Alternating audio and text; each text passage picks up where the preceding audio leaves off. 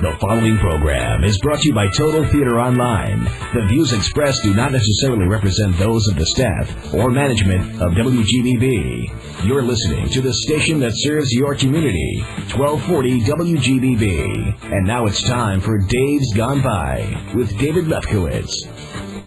There goes the Daverhood. Welcome everybody to Dave's Gone By, an hour of comedy, talk radio, and music brought to you each week by Total Theater on this fine radio station, AM 1240 WGBB for Report, and live streaming audio on davesgoneby.com.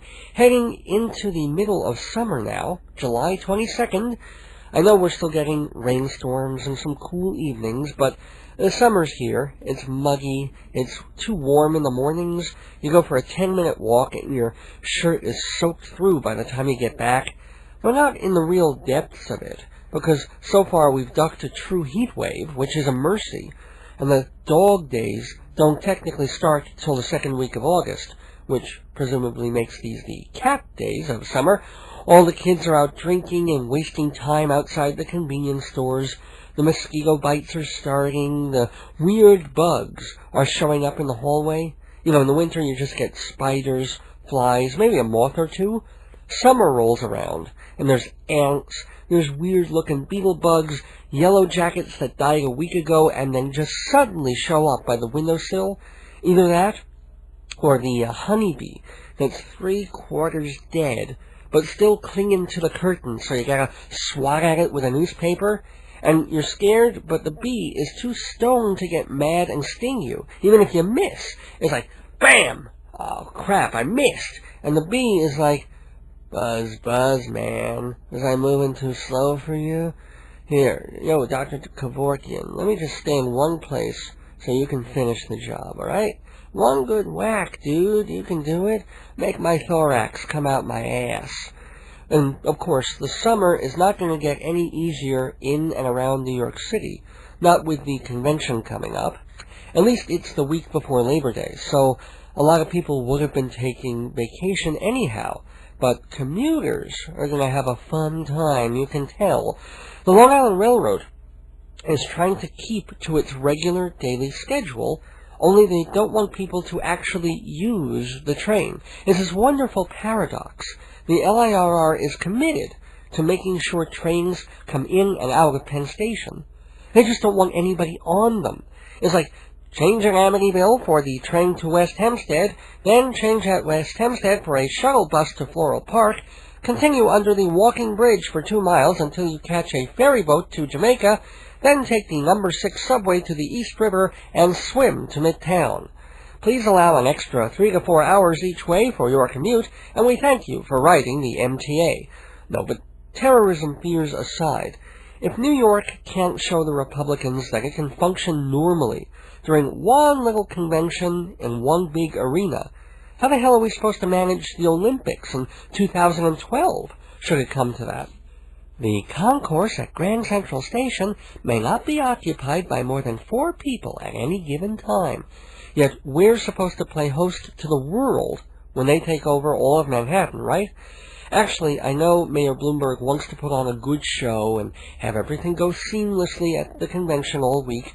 Even Mayor Koch is getting into the act, subversively, by welcoming the elephants into the donkey pen.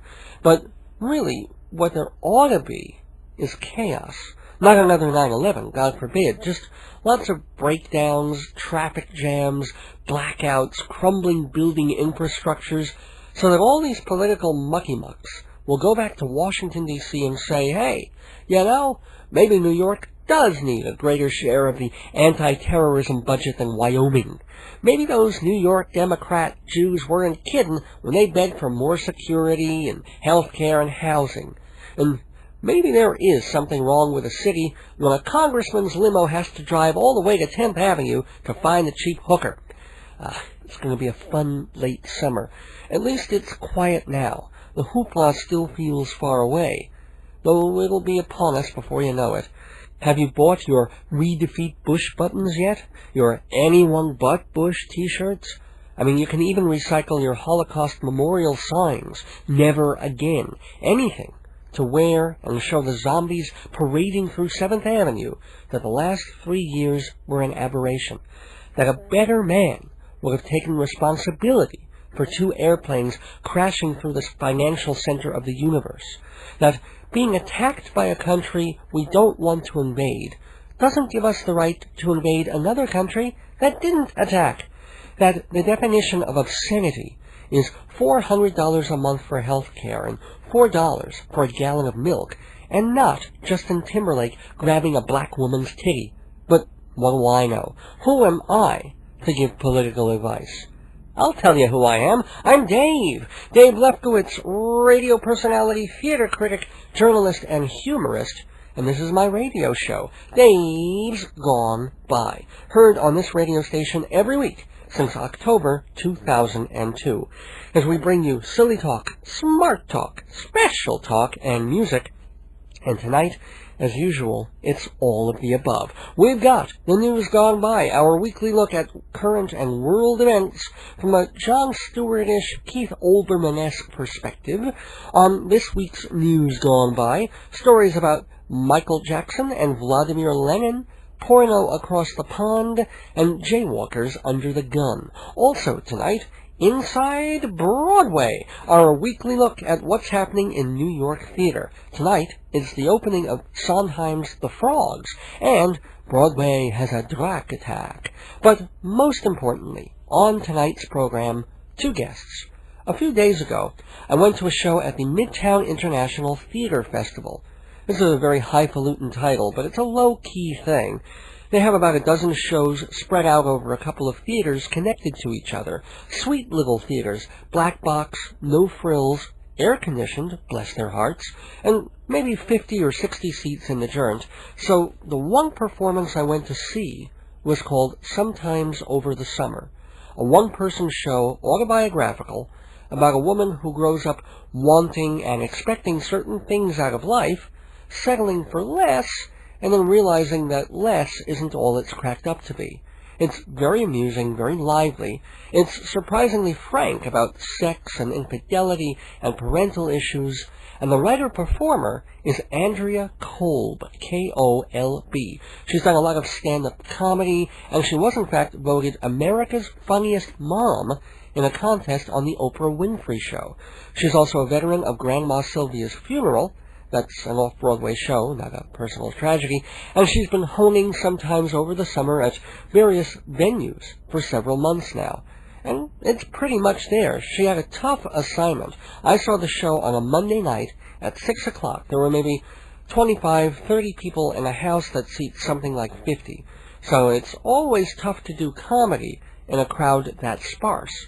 But because it was not just stand-up, it was an autobiographical play, with herself as a character, also her mom and her grandma appearing in the piece, she kept the momentum, she got the laughs, she told the story, and she got a nice ovation at the end, and it was deserved.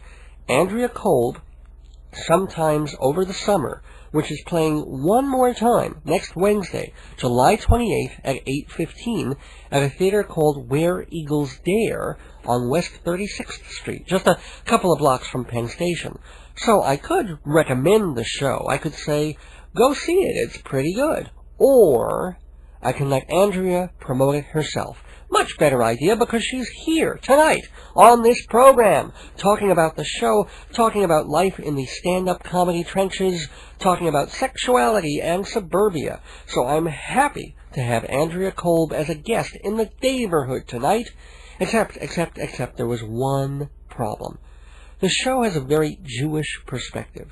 Kolb's upbringing, her humor, and she ended up marrying a man more religious than she ever was. And while I'm certainly familiar with the Jewish lifestyle and can make a meal on 1 or 2 sets of dishes, I did feel that perhaps I wasn't the ideal person to interview Miss Kolb. I wanted someone with much more ethnic authenticity, a true understanding of Jewish priorities and values. So I turned to a man who has none of those, but more importantly, he's got chutzpah by the bucketful. He's been a guest on the program many times, some would say too many, but I think he deserves another chance. So tonight, interviewing Andrea Kolb, will be the one, the only Rabbi Sol Solomon, leader of Temple Sons of Bitches in Great Neck, New York, which means this is probably the time I should remind you that Dave's Gone By is a happy show, a family show, but not for every member of the family. That's why we rate it DGB-13, the Dave's Gone By equivalent of the movie's PG-13. We're not trying to be offensive or indecent. It just comes naturally. No, but seriously, a word to the wise that this is not a kids' show. It's a it's a show for grown-ups who want to feel like kids again. And we will start our kidding around with the news gone by on this, our 86th episode, right after this. Right about now, I could go for some chicken tikka masala, lamb biryani, or lobster and coconut cream sauce. Finally, the South Shore has a Northern Indian restaurant, Tandoor Grill, on Sunrise Highway in Rockville Center.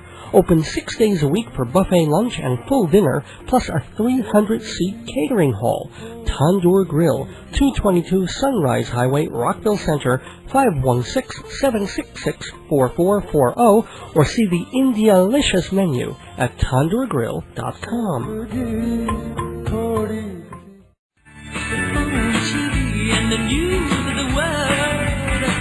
Welcome back to Dave's Gone By on this Thursday, July 22nd, 2004.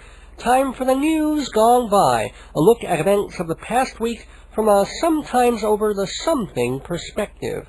In world news, a report this week from the Government Accountability Office in Congress shows that the Bush administration underestimated the cost of war in Iraq by more than $12 billion. The shortfall will have to come out of America's 2005 budget. Asked to comment on the mistake, Donald Rumsfeld said, "Hey, what's the big deal? We also underestimated the number of casualties, but you don't see me whining about it." In world news, Israeli doctors have solved an 80-year-old medical mystery. Why did Vladimir Lenin go crazy the last 2 years of his life? The official explanation was that he got cerebral arteriosclerosis. The real story, covered up immediately after his death, was that Lenin had syphilis. It explains his behavior, the treatments he received, the cryptic notes taken by doctors at the time. Even Karl Marx knew about Lenin's many sexual partners. Asked where his colleague got syphilis from, Marx said, "From each," according to his abilities.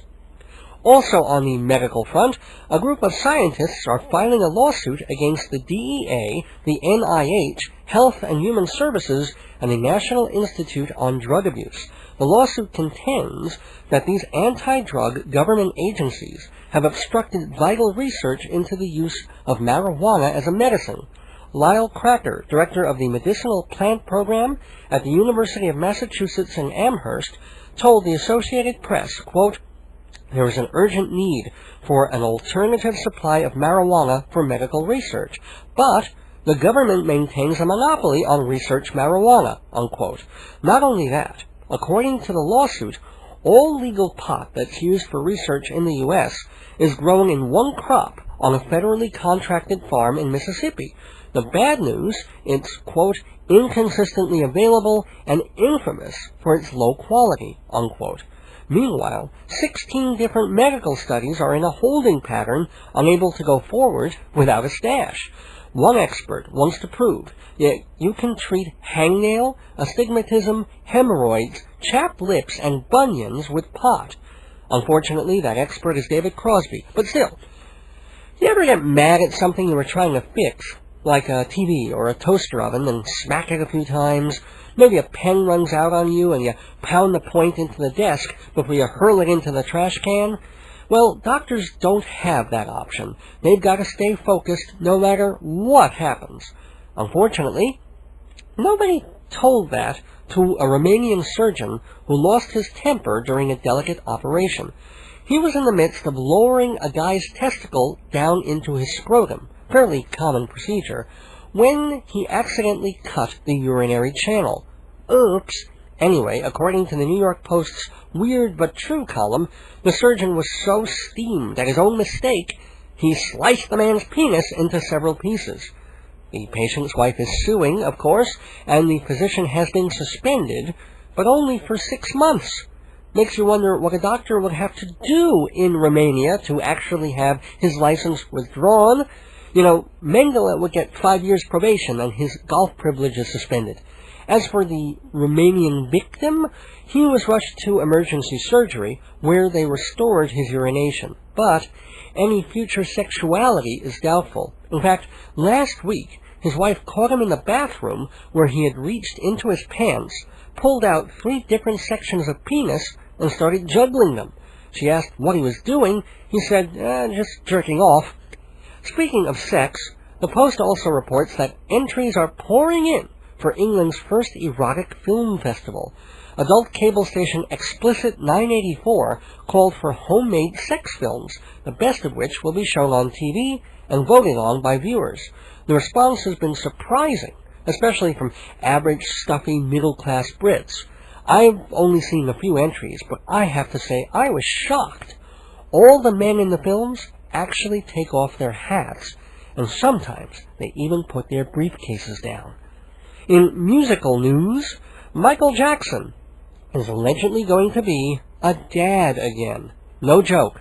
Us Magazine reports that through a surrogate mother, the King of Pop is going to have quadruplets. Jackson's people would not confirm the story, nor would they speculate on how the singer might raise 4 new kids amidst the molestation charges destroying his career.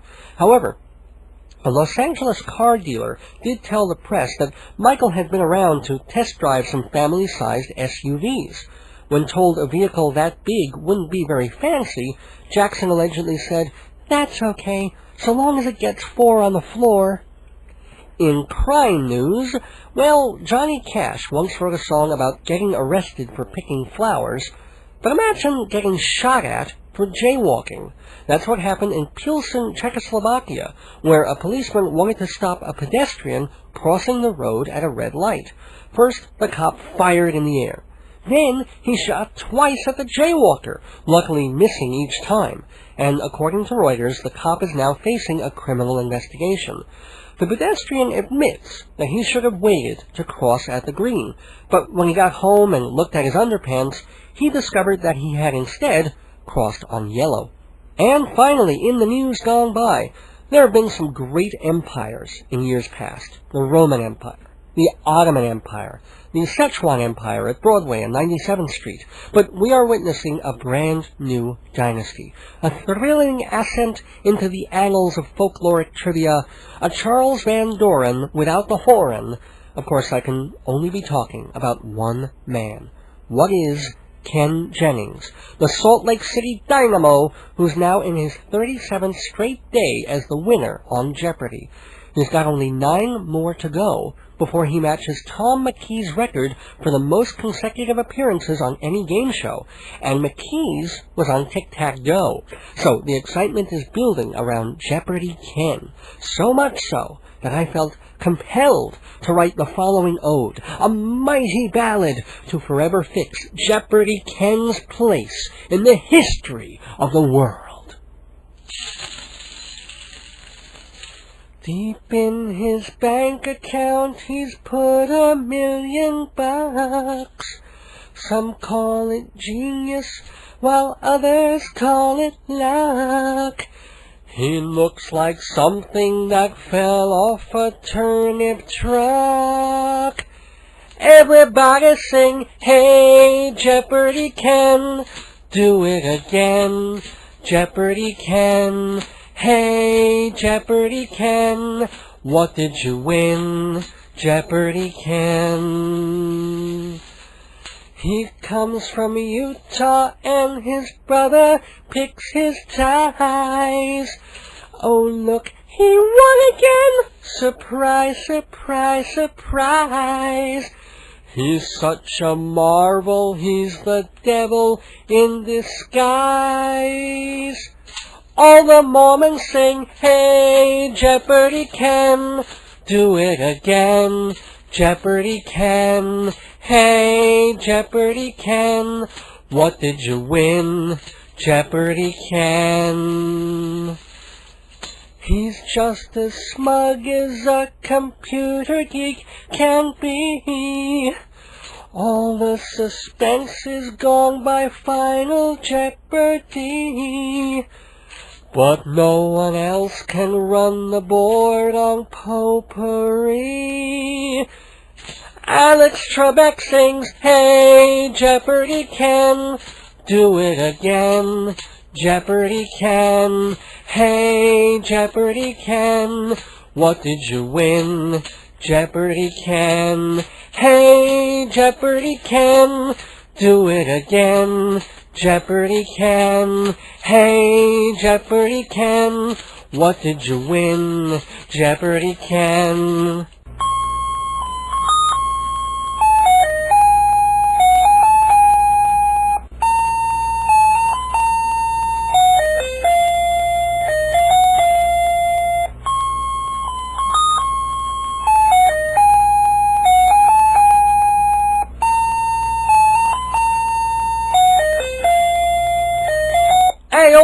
And that's the news gone by for July 22nd, 2004. Please send your comments, opinions, and state capitals for 200, Alex, to Dave's Gone By, P.O. Box 62, Hewlett, New York, 11557-0062. That's Dave's Gone By, Box 62, Hewlett, New York, 11557-0062. If you can't write the address down just now, don't worry. You can find it and a whole bunch of other cool stuff on my website, davesgoneby.com. And if you want to send me an email, the address is davesgoneby@aol.com. Let me know you're out there, because that's what keeps me on here.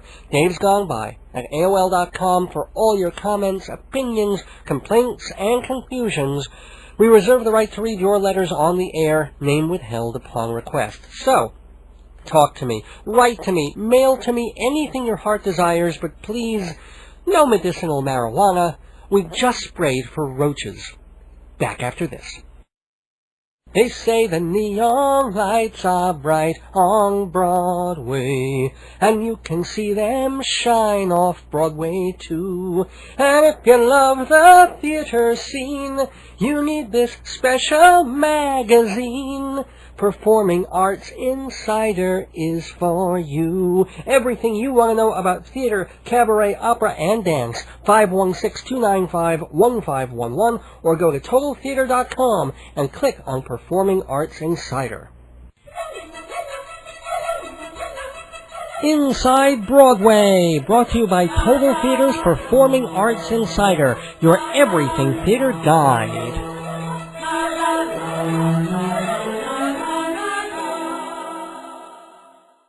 Name some Sondheim musicals. Sweeney Todd, Sunday in the Park with George, Company, Assassins, Gypsy, and West Side Story. Well, he wasn't alone on those two, but you could name half a dozen more and not even think of The Frogs, a one-act musical he scored 30 years ago. That may be because it's rarely produced and, until now, has never been commercially staged in New York. In fact, the 1974 premiere was at Yale University, not in its theater or famous drama school, but in and around their swimming pool. The actors had to sing and swim and handle lots of special effects, and the designers and audiences had to cope with the terrible acoustics of staging a musical in a giant pool. Well, the folks at Lincoln Center Theater are a little less foolhardy or poolhardy, so they're not putting their revival of The Frogs underwater, but they are giving it lots of funny costumes and big-name talent. The director is Susan Stroman, who won Tonys for staging and choreographing The Producers and for designing the dancing of Contact. Leading The Frogs cast is another Producers alumnus, Nathan Lane. He not only stars as Dionysus in The Frogs, but he's the one who took the original 40-minute one-act and expanded it to a full-length musical. The original, by the way, had a book by Bert Shevelove, best known for directing a bunch of Broadway musicals, and for co-writing the book to another Sondheim classic, A Funny Thing Happened on the Way to the Forum. His partner on that one, of course, Larry Gelbart.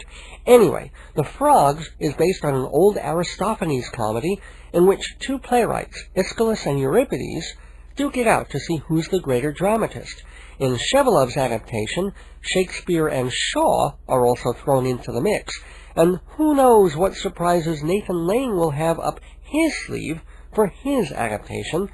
One unhappy surprise to hit the production only 2 weeks before it opened was the replacement of a cast member. Chris Kattan, the puckish Saturday Night Live veteran, started previews playing the slave, but he was let go. It would have been his Broadway debut, but instead they got, what else? Another veteran of the producers, Roger Bart. Joining him in The Frogs are Daniel Davis, best known for playing the butler on The Nanny, and John Byner, a comedian and impressionist who had a weekly TV show in the 70s.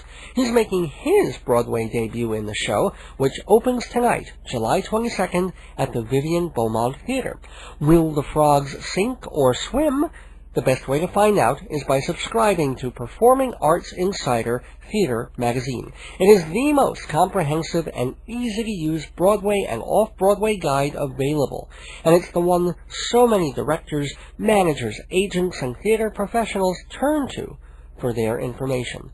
When is a show opening? It's in Performing Arts Insider. What big musicals are being planned for next year?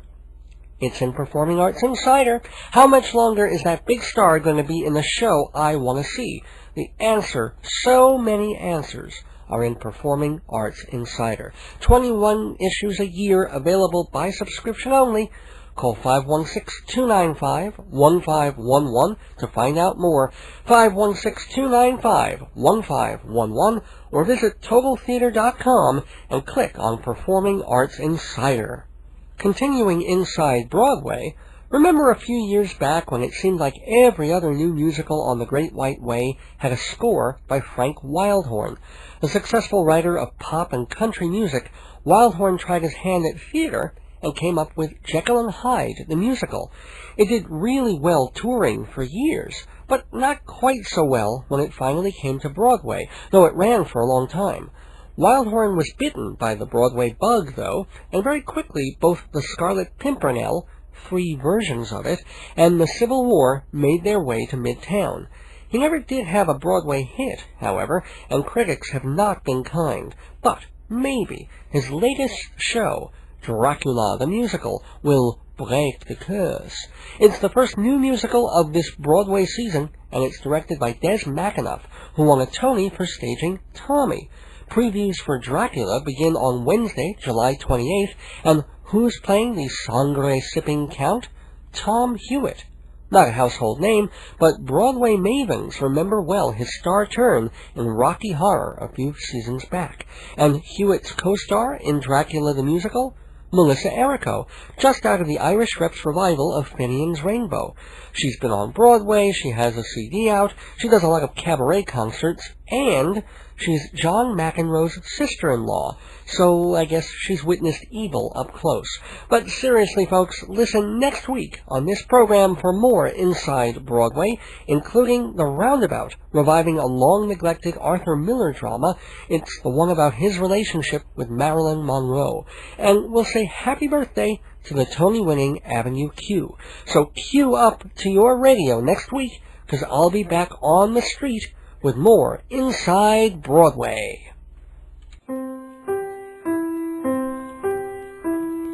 We've just been Inside Broadway from Performing Arts Insider and TotalTheater.com.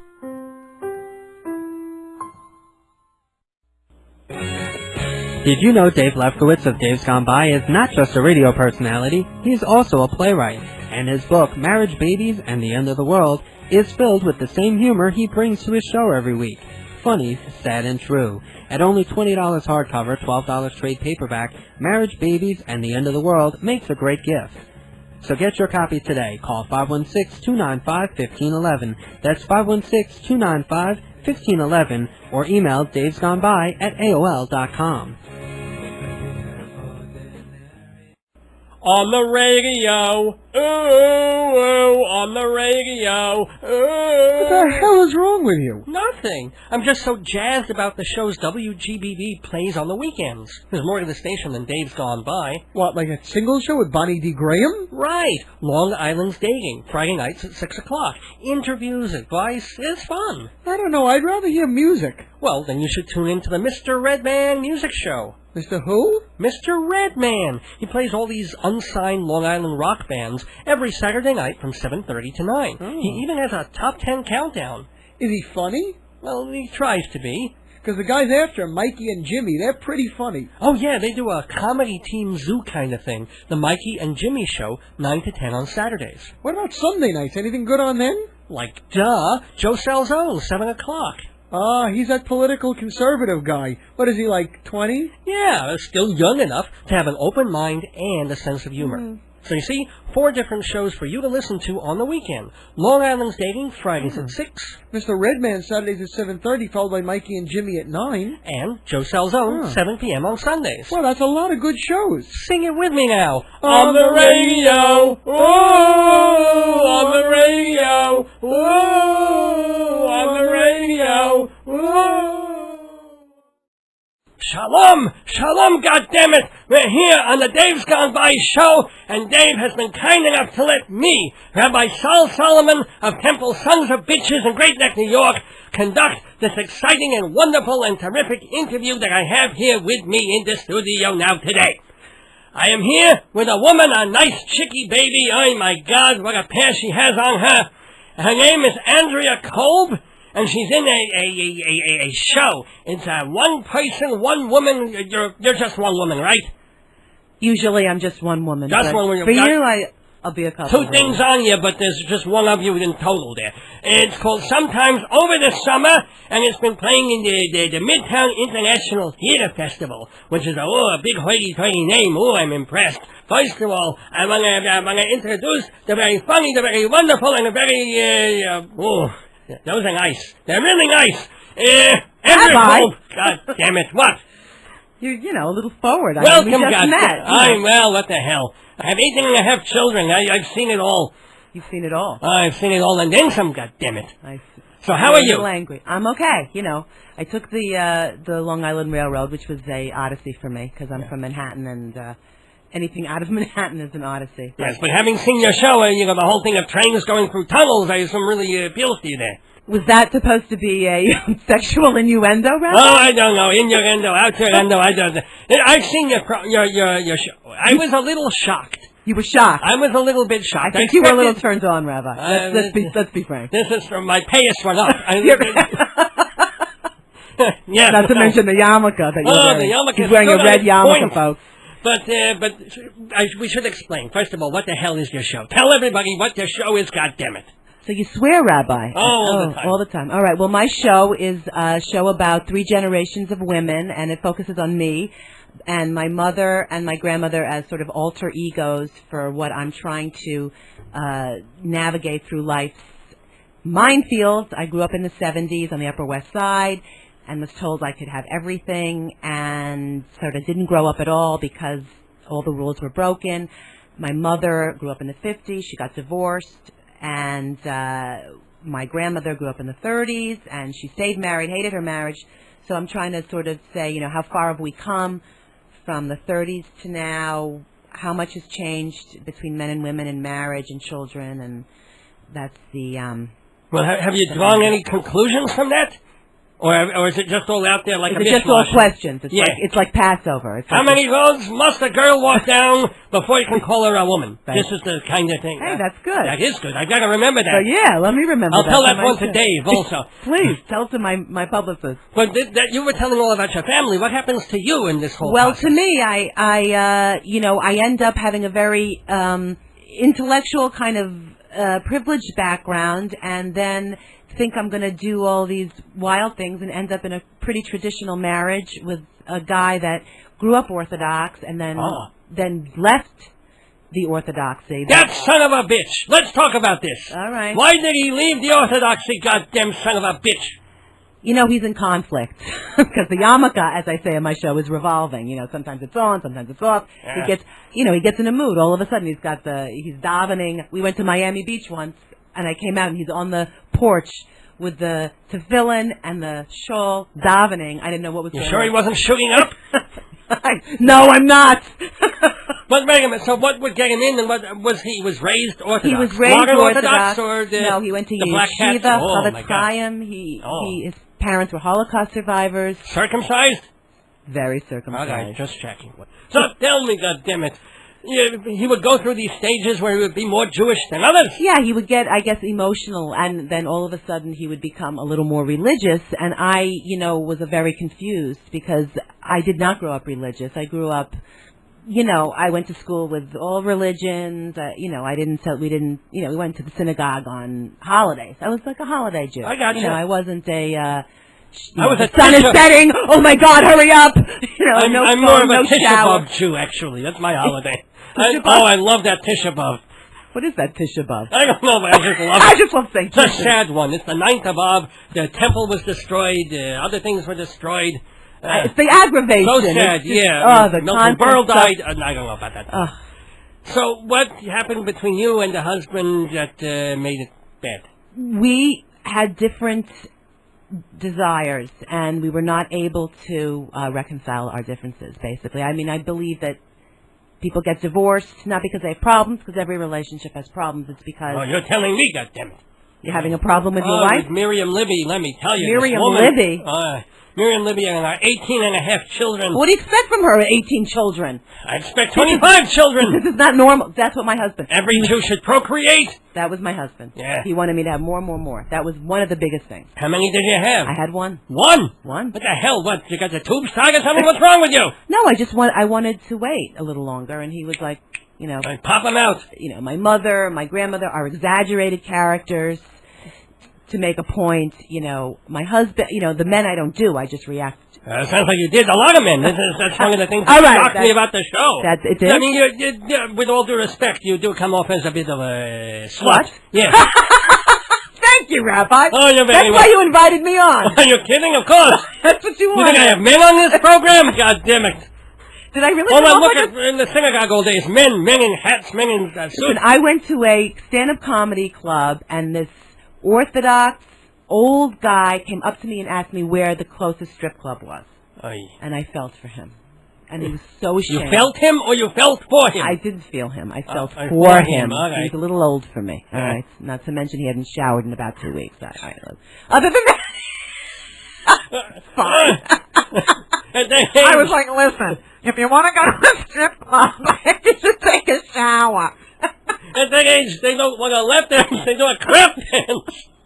Not to mention the breath. I'm like, you had to have a garlic bagel now?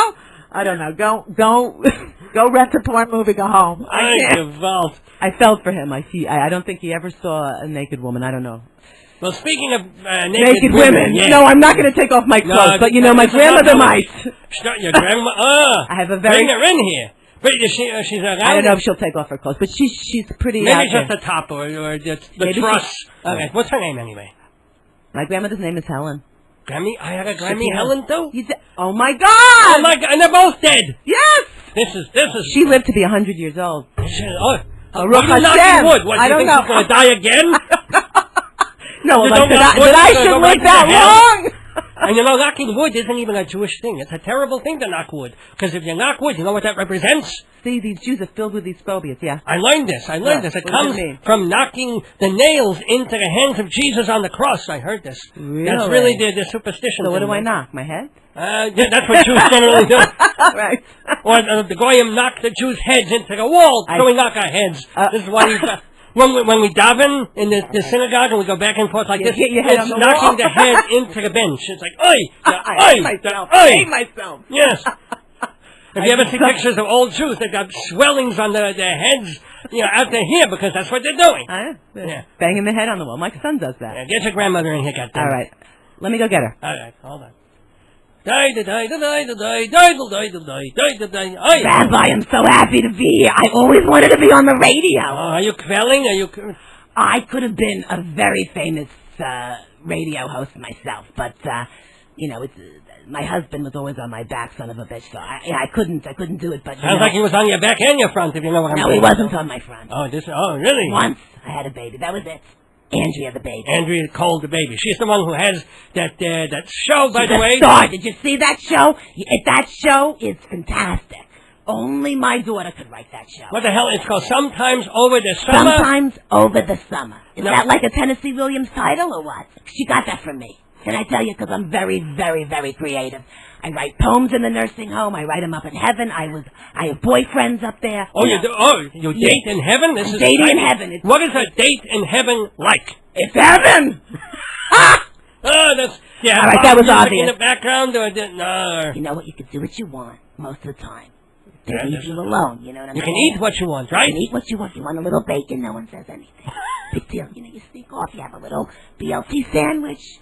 You know, you want to have a little hanky-panky over there. No one's... Well, in heaven, I would assume it's hanky-panky 23/7 for crying out loud. Not 1 hour hanky-panky sleep. up here. Yeah, I mean, it would be. I have to watch my granddaughter to make sure she doesn't, do anything to well, have you ever been really worried about her, about the situation she was in with the marriage and she had an affair at one point? Excuse me. What? She was what? She had a catered affair at Lenin's. That's right, that's right. Was that beautiful? Wasn't that gorgeous? Yeah, and it was kosher food. And the band, they were too loud, but it was a good band. Oh, but they were good, though, but they played that. Never heard an ocarina used that way. It was fabulous. I know, but the line was very nice when they all held. Oh, the conga, yeah. The conga line, yeah. Did you see me on the conga line? No, I missed. Oh, my God. I know, the hips were a little big, but, I had a nice dress. I got the very nice, not Dora's dress, because Dora, did you see Dora? She looked awful. Oh, no. Oh, what was she? My sister Dora, she doesn't know how to dress, and she follows me around everywhere. Every department store, she's following me around. We look exactly alike. Once I thought that she was in the department store because I saw my reflection in the mirror. I started yelling at her. They kicked me out. Terrible, terrible. What do you wish for your daughter? I wish my daughter happiness. How do you? Were you happy? Did you have a happy life? Does anybody have a happy life? I'm doing it. I suffer. I suffered through, but I always had this little spark, this little sense of humor, which I passed down to my granddaughter. Yes. This is so important. If you could laugh, you'd be all right.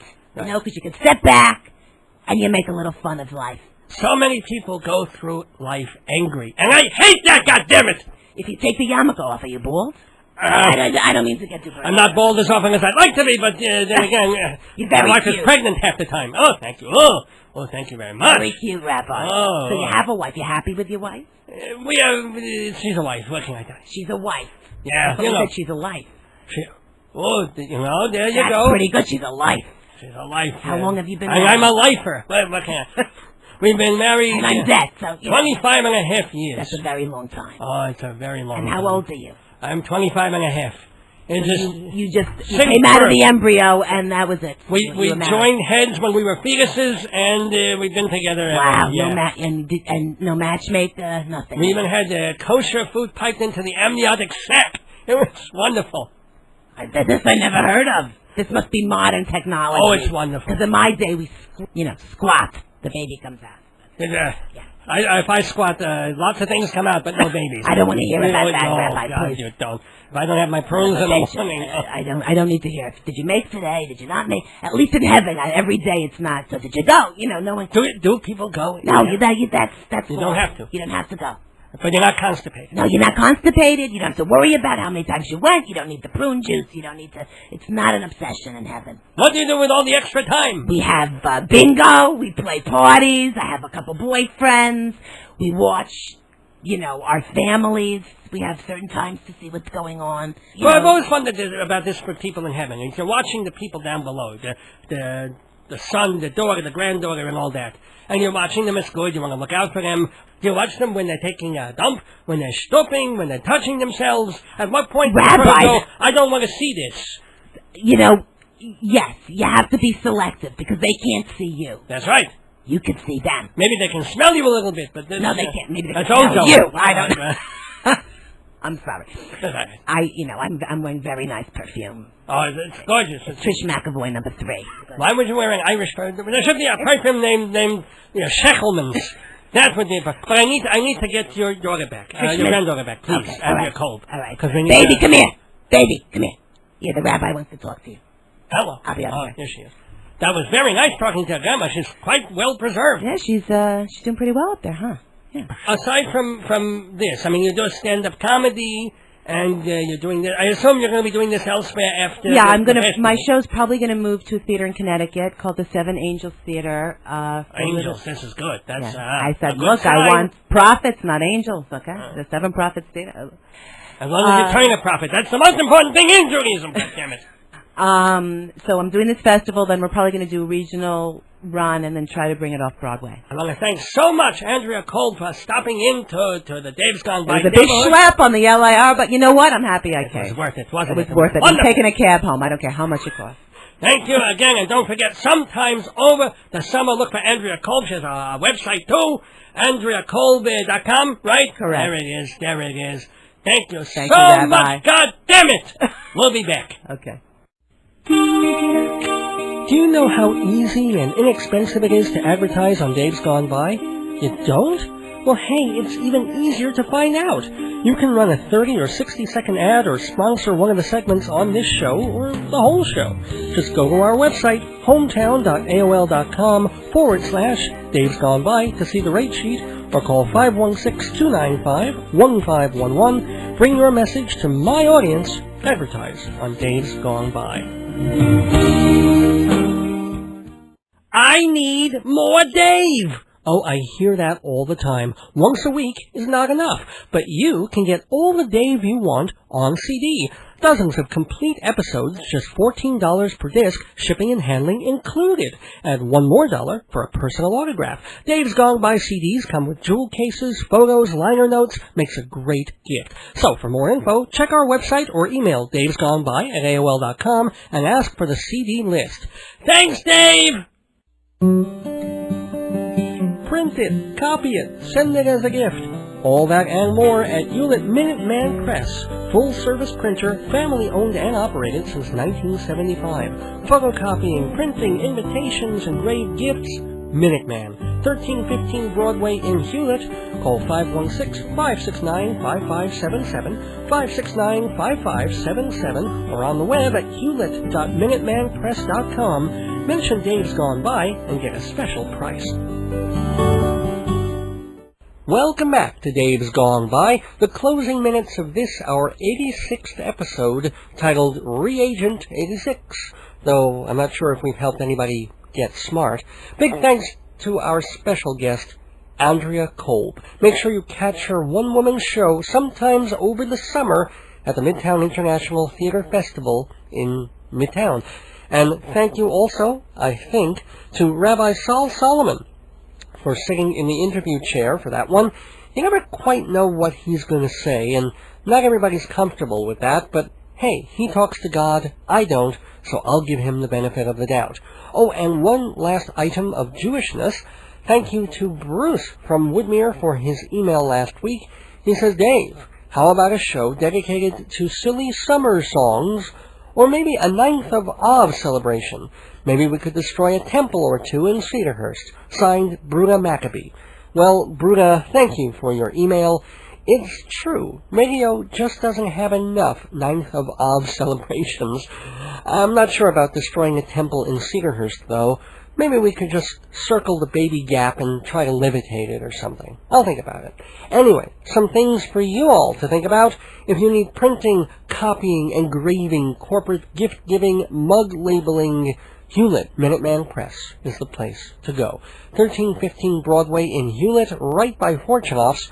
The Torong family has been running the company for almost 3 decades, and they've been supporting Dave's Gone By all spring and summer long. So visit Hewlett Minuteman Press, mention Dave's Gone By, and get 10% off your order. And speaking of orders, why not also head over to the Tandoor Grill, 222 Sunrise Highway in Rockville Center, and order some chicken tikka masala, or lamb biryani, or vegetable samosas. Indian food, spicy or mild, buffet lunches every day. 10% off if you mention the show. The Tandoor Grill. See the menu at tandoorgrill.com, not tandoori, Tandoor. leave off the last I for Indialicious. And while you're leaving off the last I, leave on your radios, because WGBB has a whole bunch of other programs you might want to check out, like The Instrumental Invasion, smooth jazz with Mike Shamari every Tuesday night at 9. You know, people think of AM radio as being about talk, about news, and not really about music. And there's truth to that, and certainly FM has a different sound quality. But there's still something cool about hearing music coming out of an old-fashioned AM radio, in your car, on the beach, working in the garage. So listen for light jazz every Tuesday night at 9 on The Instrumental Invasion. And for hard rock and roll, catch the Mr. Redman Music Show every Saturday night, 7:30 to 9. And do tune in this week, because I'll probably be making a guest appearance on the program. I've called in a few times to say hi, but this time I'll be there in the flesh. So, you know, there'll be some triple entendres flying back and forth between me and Red. But mostly, it's music. Unsigned band from all over Long Island, getting exposure, getting airplay, thanks to Mr. R every Saturday night. But of course, GBB has talk radio too, including Long Island's Dating, 6 o'clock Fridays with comedian and hostess with the mostest, Bonnie D. Graham. And if it's comedy you want, don't forget the off-the-wall antics of Mikey and Jimmy, Saturday nights at 9. And finally, Sunday nights at 7, it's Your World with Joe Salzone. Joe's been on vacation the whole month and is spending one more week away. I was proud and delighted to guest host the last 2 episodes of his show. I hope you got a chance to hear them. If you didn't, they're available on CD, along with a whole bunch of my old Dave's Gone By shows for only $14 a piece, shipping and handling included. Find out more about that at my website, davesgoneby.com. But I really had a blast sitting in for Joe, and I thank him for that opportunity. This weekend, Your World's political analyst Steve Canzaneri will take the reins, and Joe returns, God willing, the first Sunday in August. I like the sound of that. And if you like the sound of this program in general, please support the show. Your advertising, your sponsorship, make it happen. Buy a CD. Take out half a minute ad. Make a non-tax deductible contribution to the show. Every little bit helps a lot. And it's all there on the website, davesgoneby.com. Just 4 last items to mention tonight. 1 bitter, 3 sweet. First, my condolences go out to an old school acquaintance from junior high and high school days, David Genn, who lost his father, Coleman Genn, to respiratory heart failure earlier this week. I didn't know this, but the New York Times reported that in the late 80s, Genn's dad was considered the Serpico of the Queen's School Board. He was the superintendent, and he testified at hearings to uncover a whole mess of corruption there. So, David, if you happen to be listening, I'm sorry to hear the news, but you know your dad fought the good fight.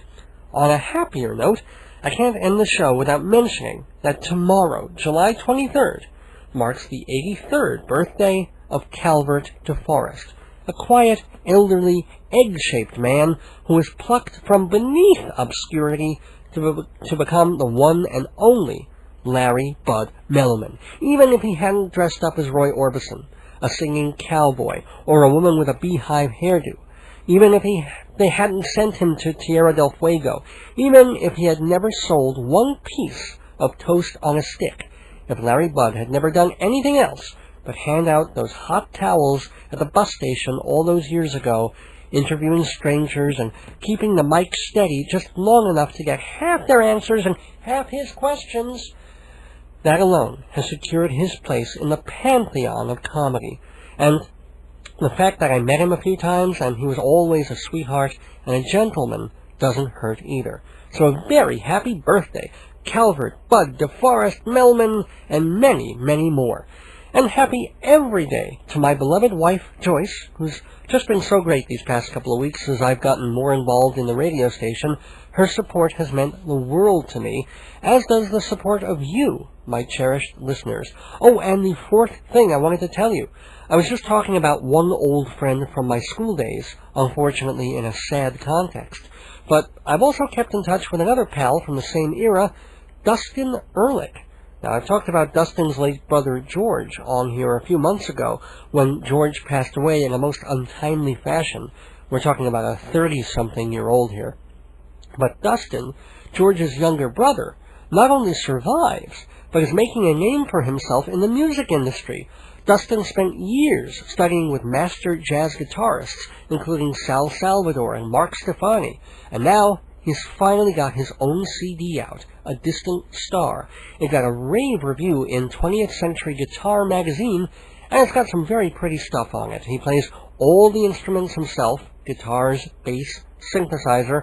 Now, I'm not a jazz guitar fan, but this has elements of new age and some jazz-flavored pop to make it quite listenable, as you will hear from the outro music tonight and on next week's show when Dustin is my guest in the neighborhood. So if you like mellow guitar or a funny, nutty musician who plays a mellow guitar, don't miss Dustin Ehrlich on this program next Thursday, July 29th, 7 p.m. Until then, don't miss your days going by. May all your doctors be as smart as Ken Jennings, and all your lovers as freaky as Andrea Kolb. This is Dave Lefkowitz. Good night. Drive a Melman bus. And gone by.